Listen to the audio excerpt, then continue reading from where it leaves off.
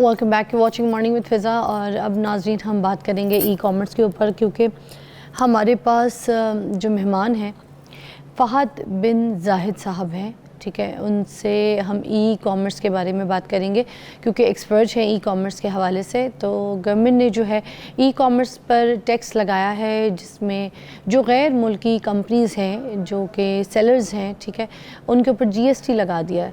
तो इससे क्या नुकसानात होंगे, क्या फ़ायदा होगा, वो सारी डिटेल्स हम इनसे पूछते हैं। अस्सलाम वालेकुम। वालेकुम अस्सलाम। कैसी तबीयत आपकी? जी अल्हम्दुलिल्लाह। तो आप तो बड़े यंग से हैं, बड़े छोटे से हैं, ई कॉमर्स के एक्सपर्ट भी हैं, तो बताइए ना अपनी यूथ को, देखने वालों को, अभी ये जो टैक्स लगा दिया गया है गवर्नमेंट ने, जो लगाया है ई कॉमर्स के ऊपर, तो ये कितना फ़ायदेमंद है, कितना नुकसानदेह है? अच्छा, सबसे पहले तो मैं इस चीज़ को क्लैरिफाई करूंगा कि गवर्नमेंट को इस चीज़ की ज़रूरत ही क्यों महसूस हुई कि टैक्स लगाना चाहिए, जो कि अभी तक हम लोग सुन रहे हैं कि 18% तक उन्होंने अप्लाई करवाया है। अब 18% का पर्पज़ ये है, गवर्नमेंट ने जो अभी GST जनरल सेल्स टैक्स के एप्लीकेबल करवाई है, उसमें यह है कि बहुत सी अर्निंग्स ऐसी थी जो लोकल और इंटरनेशनल ट्रांसपेरेंसी में नहीं थी। वो गवर्नमेंट के किसी भी कह लें कि रिकॉर्ड में कहीं पे फाइंड नहीं की जा रही थी। फिर उसके बाद हमारे जो ऑफलाइन स्टोर्स हैं, ऑफलाइन मार्केट्स, वो बहुत अफेक्ट हो रहे थे, क्योंकि जब घर बैठे ई कॉमर्स में लोगों ने प्रोडक्ट्स को परचेज़ करना स्टार्ट किया है, उसकी वजह से हमारी ऑफलाइन मार्केट बहुत ज़्यादा अफेक्ट हुई, ठीक है। अब ऑफलाइन के ऊपर तो GST वगैरह चल रहा है, लेकिन ऑनलाइन के किसी भी जगह पे कोई GST का उस तरीके से नहीं था, जिसकी वजह से इन्होंने अप्लाई करवाया। अब इसके बेनिफिट्स और इसका जो नुकसान है वो डिपेंड कर रहा है बिल्कुल उसके फैक्टर्स के ऊपर कि उसमें रिक्वायरमेंट क्या है, कि उस पर जितनी हम लोगों ने अप्लाई करवाई हैं कि GST के ऊपर, जैसे कि अब ज़्यादातर मार्केट में ये आवाज़ फैली है कि 18% GST के बिहाफ पे बिज़नेस ओनर्स बहुत ज़्यादा डर गए हैं, कहेंगे 18% तो हम लोगों का इतना प्रॉफिट नहीं होता जितना हम गवर्नमेंट को टैक्स पे कर देंगे। अब यहाँ पे सिनेरियो ज़रा डिफरेंट है, मैं इसको डिटेल में लेके चलता हूँ, बाद में इसके बेनिफिट्स और जो इसके ड्रॉबैक्स हैं उस पर आता हूँ। 18% GST का मतलब क्या है? लेट्स सपोज आपके पास एक 1000 रुपीज़ की प्रोडक्ट है और उस पर 18% GST चार्ज होता है, विच इज़ 180 रुपीज़। तो 1180 रुपीज़ आपकी टोटल प्रोडक्ट की अमाउंट हो गई। एक कस्टमर ने ऑर्डर करना है, कस्टमर ऑर्डर करेगा, उसके बाद पार्सल उसके घर पहुंचेगा, उसमें डिलीवरी चार्जेस भी होंगे, वो होंगे अबाउट 200 रुपीज़। अब ये आपका 1000 का प्रोडक्ट लगभग 1380 का चार्ज होगा। अब उसके अंदर जब मतलब बिजनेस ओनर तो अभी जो सुन रहे हैं वो कह रहे हैं 18% हम लोगों ने अपनी सेल्स का देना है, यानी कि वो 1000 का 18% समझ रहे हैं, यानी कि 1000 माइनस 180 रुपीज़। जबकि मुझे ऐसा लगता है कि हुआ यही है, जो गवर्नमेंट ने अभी डिसीजन लिया है कि GST जो उन्होंने चार्ज की है वो असल में कंज्यूमर एंड पे, बिजनेस ओनर्स को इसका इफेक्ट नहीं होगा। क्यों? अगर 1180 नहीं, तो इफेक्ट तो हो रहा है ना, प्रोडक्ट तो महंगी हो रही है, वो कंज्यूमर एंड पे है। अभी मैं बिजनेस पॉइंट ऑफ व्यू से बात करूँ, बिजनेस ओनर्स को काफ़ी ज़्यादा थ्रेट महसूस हो रहा है कि वो अपनी जनरल सेल्स टैक्स जो है वो इनकम के अगेंस्ट चार्ज करेंगे। बिजनेस को भी तो होगा ना, बिजनेस को सिर्फ अगर उसकी प्रोडक्ट महंगी हो जाएगी तो फिर तो कम बिकेगी ना, बाइंग इफेक्ट होगी, बाइंग बहुत ज़्यादा इफेक्ट होगी। उसकी वजह यही है कि प्रोडक्ट एक 1000 की थी, जो कि चार्ज ही तकरीबन 1380 की होगी। उसके बाद 2% आपसे कुरियर भी डोर स्टेप के ऊपर जब आपका पार्सल रहेगा और जब आपको डिपॉजिट कैश करवाएगा, उस पर जो 2% चार्ज होगा, उस 2% के अगेंस्ट भी तो प्रोडक्ट एक्सपेंसिव होने की वजह से बाइंग अफेक्ट होगी।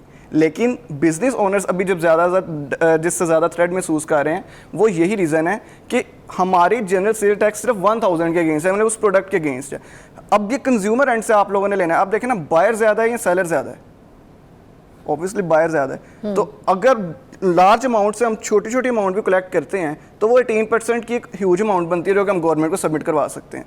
लेकिन यहाँ पे सेलर की कह लें कि अमाउंट कम है, जो मतलब मार्केट में लोकल या इंटरनेशनल है, बायर्स की ज़्यादा है। इस वजह से हम लोग उस हवाले से अगर इसको डिस्कस करें तो 18% जो है वो सेल पे जाएगा। तो अगर कंज्यूमर एंड से हम GST रिकवर करवाते हैं तो वो ज़्यादा बेनिफिट है। हाँ, बाइंग थोड़ी सी अफेक्ट करेगी, वो तो डेफिनेटली एक अफेक्ट है कि एक प्रोडक्ट है वो एक्सपेंसिव हो गया, लेकिन जिसने लेना वो लेगा, क्योंकि प्रोडक्ट की तो एक अपनी एक जान होती है ना, तो जिसने लेना वो लेगा।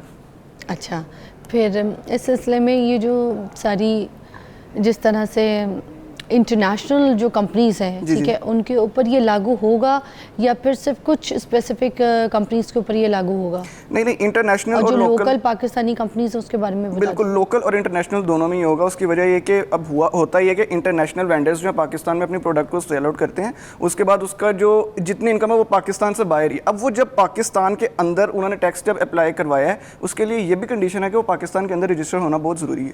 जब वो रजिस्टर होगा तो यही जो बैंकिंग के थ्रू 5%, कुरियर के थ्रू 2% या जो 18% जनरल सेल्स टैक्स है वो गवर्नमेंट के सारे रिकॉर्ड में आ जाएगा। तो इंटरनेशनल भी जितनी कह लें कि वेंडर्स हैं जो पाकिस्तान के अंदर अपनी मार्केट कर रहे हैं प्रोडक्ट्स को या सर्विसेज को, तो वो वहाँ पे उस जगह पे भी अप्लाई होगा। जैसे कि आप एग्जांपल नेटफ्लिक्स की ले लें तो तो पाकिस्तान, आपको लगता है गवर्नमेंट ये अचीव कर पाएगी जो टैक्सेशंस वगैरह जो करनी है ये वो सारा होगी, कुछ हो क्योंकि जाएगा? देखें फॉर एग्जांपल नेटफ्लिक्स है, वो सब्सक्रिप्शन सर्विस अपनी प्रोवाइड करता है। अब उसकी पेमेंट जो आएगी पाकिस्तान में, जो लोग यहाँ से बैठ के उसकी पेमेंट करेंगे, वो किसी ना किसी चैनल के थ्रू होगा ना, किसी मर्चेंट के थ्रू। वो मर्चेंट का लिंक किसके साथ है? गवर्नमेंट। तो वो जितनी टैक्सेशन लेकिन होगी वहाँ अगर से हम डिडक्शन। लोकली पाकिस्तानी मार्केट की बात करें तो पाकिस्तान के जो सेलर्स होते हैं जी, जी। ई कॉमर्स के, तो अगर आप मार्केट में कोई भी चीज़ ख़रीदने जाते हैं तो फॉर एग्जांपल वो आपको 100 रुपये की मिल रही है मार्केट में, वहाँ से जाके आप ख़रीद लेते हैं। जी, जी। वही आप अगर किसी ऑनलाइन पाकिस्तानी प्लेटफॉर्म से अगर जाते हैं ख़रीदते हैं, वो 100 रुपये की अगर लगी हुई है, ठीक है, तो उसके ऊपर मज़ीद 18% अगर और लगेगा तो 118 रुपये की हो जाएगी वो बिल्कुल प्रोडक्ट। ऐसे ही है। सीधी सी बात है। फिर तो ऑनलाइन लोग शॉपिंग ही छोड़ देंगे, लोग कहेंगे मैं जाके बाहर से ख़रीद लेता हूँ, उधर शॉप से ख़रीद लेता हूँ, वाई ऑनलाइन?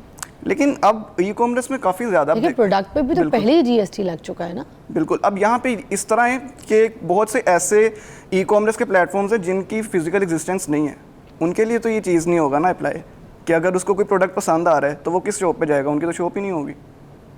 इस हवाले से यहाँ पे अब मैंने आपको बताया अगर किसी को प्रोडक्ट अच्छा लग रहा है वो ज़रूर लेगा। अगर उसकी फिजिकल एग्जिस्टेंस है ही नहीं, शॉप नहीं है, तो फिर वो ऑनलाइन को प्रेफर करेगा, फिर वहाँ पे वो 18% बेयर करेगा।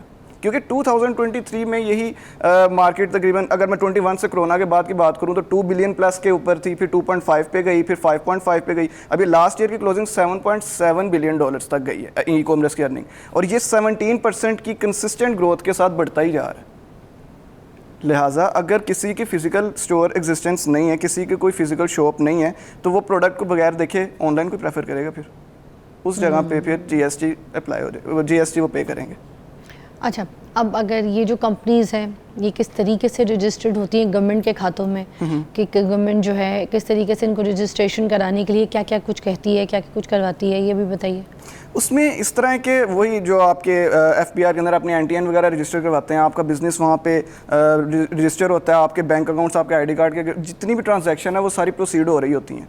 तो जब वहाँ पे रजिस्ट्रेशन आपकी कंप्लीट हो गई, आपके बिज़नेस की वहाँ पे कह लें कि सारा रिकॉर्ड मौजूद है, तो जितनी ट्रांजैक्शन आपके अकाउंट से हो रही हैं या कुरियर आपके अकाउंट के अंदर पेमेंट डिपॉजिट करवा रहा है, या कस्टमर के एंड से सीधी पेमेंट आपके अकाउंट के अंदर आ रही है वाया मर्चेंट, अब वो मर्चेंट भी आपके उस एफबीआर के साथ, पोर्टल्स के साथ इंटीग्रेट होगी, यहाँ पे आपके कुरियर्स भी इंटीग्रेट होंगे। तो ये सारे चैनल्स जो है जब एक दफ़ा रजिस्ट्रेशन कंप्लीट हो जाएगी तो ये जितने मुख्तलिफ चैनल्स हैं उनके साथ इसकी परसेंटेज जो भी आगे से सेल्स टैक्स की हैं वो आगे से गवर्नमेंट के पास रिकॉर्ड जाएगा। तो ये रजिस्ट्रेशन के बाद एट दी एंड इसमें आप क्या कहना चाहेंगे कि गवर्नमेंट का अच्छा इनिशिएटिव है, अच्छा इकदाम है, या फिर इससे नुकसान जो है वो भी उठाया जा सकता है? दोनों एंगल से अगर मैं देखूं तो इसका फ़ायदा भी है और नुकसान भी है। फ़ायदा तो सबसे पहले ये है कि जितनी फास्टली ई कॉमर्स ग्रो कर रहा है, जिस तरह मैंने आपको बताया कि लास्ट ईयर $7 बिलियन प्लस की हम लोगों ने रेवेन्यू जनरेट किया पाकिस्तान के अंदर, तो गवर्नमेंट इसको सपोर्ट करेगी कि एक अच्छा सोर्स ऑफ इनकम है जो कि पाकिस्तान के अंदर ऐड हो रही है, एक वैल्यू ऐड कर रही है। लिहाजा अगर उसने टैक्स लगाया तो उसका पर्पस भी सिर्फ यही है कि ट्रांसपेरेंसी रहे। हमारा जो पैसा है वो पाकिस्तान से बाहर, जो बाहर के लोग हैं वो बाहर, पाकिस्तान से बाहर जो रह रहा है वो पाकिस्तान के अंदर नहीं आ रहा। जब वो पाकिस्तान से अंदर आएगा वो किसी तरीके से आएगा जब आप जीएसटी वहाँ पे अप्लाई करवाते हैं। तो इस पॉइंट ऑफ व्यू से जितना कह लें कि सर्विसेज या प्रोडक्ट्स पाकिस्तान के अंदर या बाहर विदाउट ट्रांसपेरेंसी चल रही थी, वो सारा पाकिस्तान के अंदर पैसा आ रहेगा, और जब पाकिस्तान के अंदर आएगा तो ऑब्वियसली फिर इकोनॉमी तो ग्रो करेगी ना। तो इस हवाले से पॉइंट ऑफ व्यू बेनिफिट में जाता है। लेकिन अगर नेगेटिव उसका साइड इफ़ेक्ट देखा जाए तो वो ये है कि जब प्रोडक्ट एक्सपेंसिव होंगी बाइंग इफेक्ट करेगी, और साथ में जब बाइंग इफेक्ट करेगी तो उसमें आपकी सेल्स इफेक्ट तो फिर थोड़ा सा बिजनेस इफेक्ट करेगा। suggest. Thank you so much Umar, बहुत इन्फॉर्मेशन आपने हम तक प्रोवाइड की है। देखने वालों के लिए भी एक ब्रेक लेंगे, उसके बाद दोबारा ज्वाइन करते हैं।